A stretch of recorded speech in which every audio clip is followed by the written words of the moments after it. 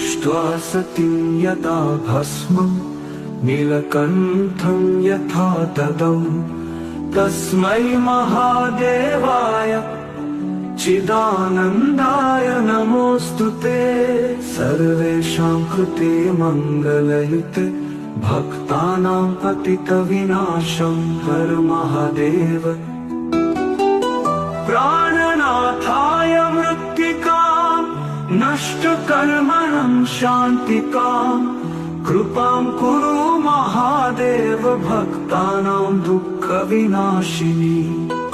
उमापतिं सदाशिवं पार्वतीपतिं जगतां पितरम् शिवाय हृदये